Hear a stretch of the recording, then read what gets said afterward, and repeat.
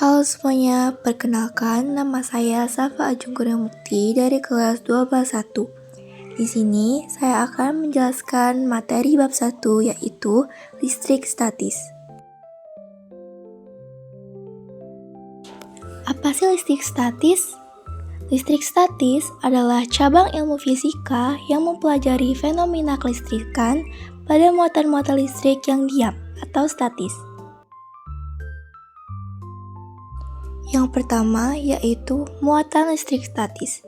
Struktur atom dilukiskan sebagai gabungan dari 3 partikel. Yang pertama, elektron bermuatan negatif.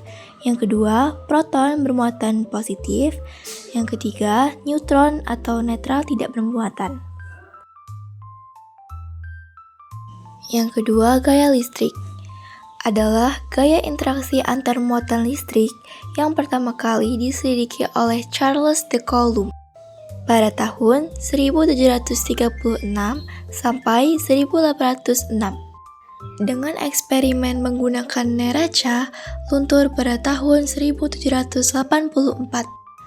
Hukum Coulomb menyatakan besar gaya listrik antara dua muatan titik sebanding dengan hasil kali antara dua muatan titik sebanding dengan hasil kedua muatan dan berbanding terbalik dengan kuadrat antara keduanya.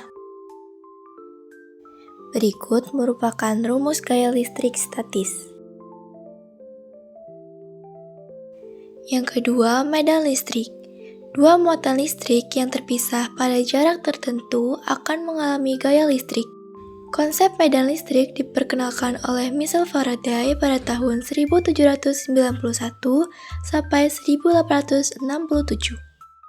Arah medan listrik keluar dari setiap muatan positif dan menyebar ke seluruh ruangan. Muatan yang menimbulkan medan listrik disebut muatan sumber. Dan berikut merupakan rumus medan listrik statis.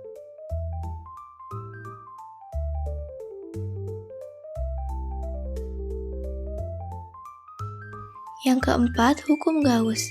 Hukum Gauss adalah prinsip yang menjelaskan tentang sejumlah garis gaya listrik, flux listrik, yang menembus suatu permukaan tertutup.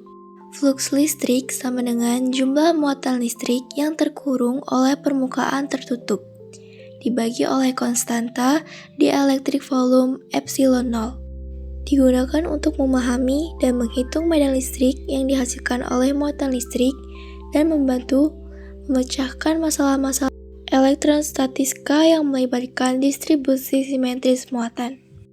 Dan berikut merupakan rumus hukum Gauss.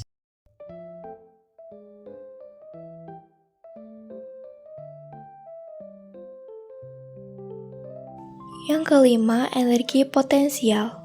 Energi potensial yaitu energi atau usaha yang dibutuhkan untuk memindahkan muatan listrik dari satu titik ke titik lainnya. Dan berikut merupakan rumus energi potensial.